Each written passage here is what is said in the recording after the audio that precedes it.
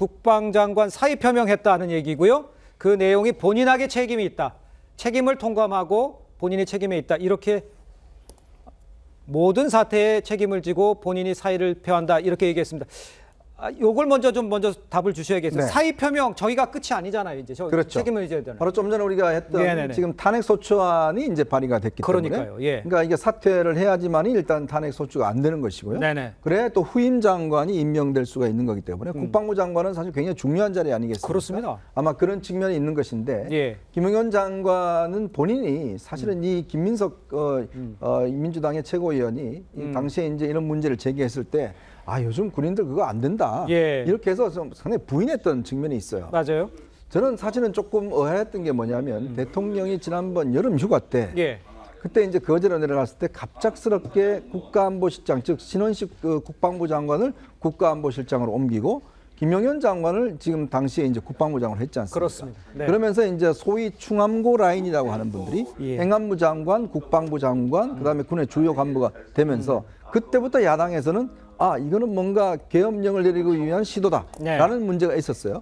그럴 때 굉장히 부인을 했습니다, 본인이. 예. 근데 결과를 놓고 보면 이번에 움직였던 중요한 포스들이 전부 다 또 충암고 라인들입니다. 자, 그런 걸로 보면 대통령은 이미 그때부터 혹시나 뭔가 염두에 두고 있었던 상황이 아닌가라는 측면이 있는 것이고 특히 국가안보실장이 그 계엄령을 내리는 사실을 전혀 몰랐다는 거. 저는 이게 시사하는 바가 크다고 봅니다. 그렇군요. 자, 그런 문제가 있기 때문에 저는 김용현 장관이 이번에 이 사태를 주도했다 그러면 아마 예. 본인이 앞으로 사법적 책임도 피하기가 어려울 겁니다. 예. 자, 그런 측면이 있는 것이고 그래서 이게 지금 계엄령 자체가 정말 극비례. 근데 이게 만약에 조금에 알려졌다 그러면 네네네. 아마 아마 당내에 있는 당대표나 원내대표나 친윤들이 대거 대통령을 찾아가서 정말 말렸을 겁니다. 그렇겠죠. 예. 왜냐하면 지금 최근에 그 총리와 장관들도 전부 다 말리고 오죽했으면 장관들이 그냥 우리 몸으로 네네네. 막자라고 할 정도로 굉장히 심각한 상황이었지 않습니까? 예. 그러니까 그렇기 때문에 아마 대통령도 굉장히 극비리고 또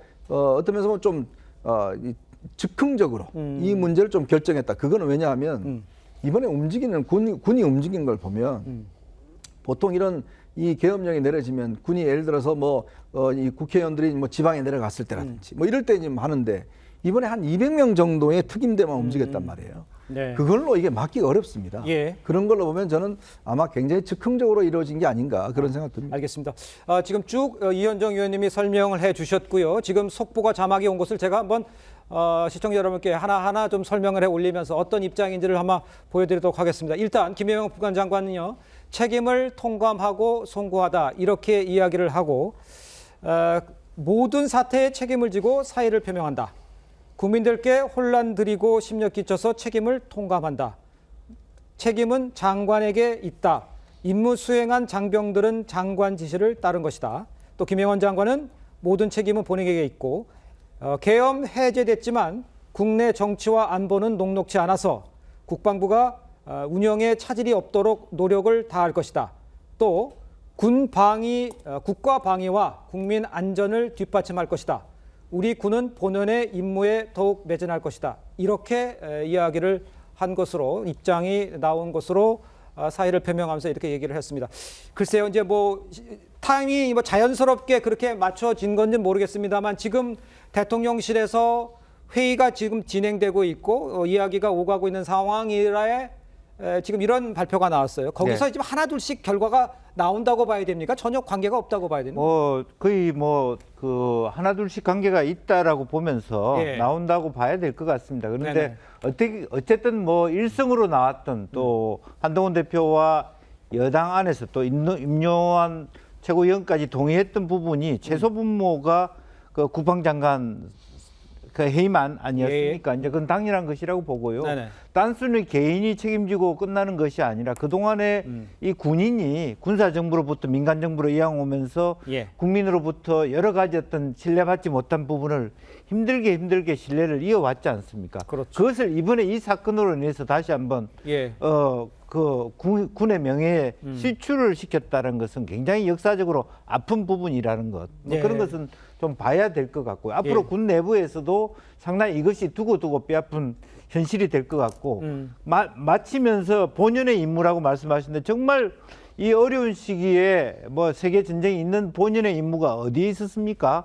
굉장히 큰 오판을 했다는 것은 네네. 정말 그 두고 아마 본인에게도 예. 또 대통령에게도 누가 되지 않을까 그렇게 보이죠. 그러니까 다시 먼저 정리해서 말씀드리면 김영현 장관은 그 우리 군이 본연의 임무에 더욱 매전할 것이다라고 얘기했다는 말씀을 제가 추가로 드리면서 정익진 변호사님 그 지금 상태 법적으로 보면 사의를 표명하고 네네. 이게 사의를 표명하고 수용이 되고 다음 장관이 정해져야 되는 문제잖아요. 근데 네네.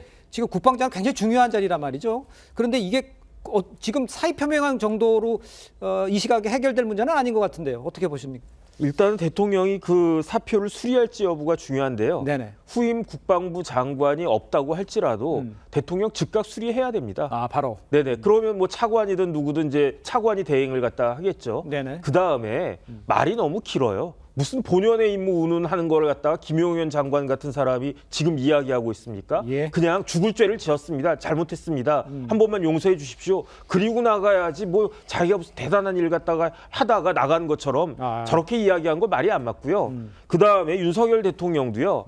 경호처장했던 사람을 어떻게 국방부 장관으로 씁니까? 그것부터가 문제가 많이 있었던 것이다. 저는 그런 생각이 들어서 새로 국방부 장관은 사성장군 출신으로 그 김용현 장관 그 3스타 출신이었거든요. 그렇죠. 그 3스타 출신 말고 예. 그 4스타 출신 대장 출신으로 제일 적합한 분을 갖다 찾아가지고 국방부 장관 임명해야지 그렇지 않으면 큰일 날 것 같습니다. 알겠습니다. 예. 저는 1979년도 11.25기 비상계엄이 내려진 이후에 네네.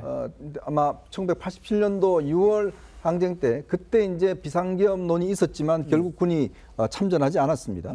그 이후에 우리 국민들은 군과 정치, 군이 어떤 시내에 나온다는 거, 장갑차가 시내에 나온다는 거는 상상을 못 해봤습니다. 아마 지금 저보다 나이 어린 분들 같은 경우는 처음 보는 장면일 거예요. 예. 저렇게 완전 무장한 군인들이 지금 국회의사당에 저렇게 들어간다는 거는 처음 보는 거 굉장히 충격적이었을 겁니다. 대한민국이 그래도 민주주의 국가고 정말 정착된 나라인데 네네네. 군이 국회에 들어가서 유리창을 깨고 들어가서 당 대표와 국회의장실 들어갔다? 예. 이거는 있을 수 없는 일이거든요.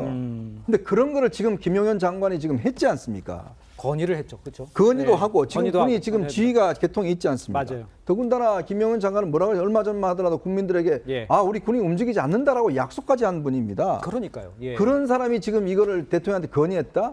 저는 이거 지금 사표로 끝날 문제가 아닙니다. 정말 군의 명예를 실축시키고 예. 국민들이 군에 대한 신뢰와 어떤 자랑스러움 이거를 실축시킨 이 책임을 저는 반드시 물어야 된다 이런 생각이 듭니다.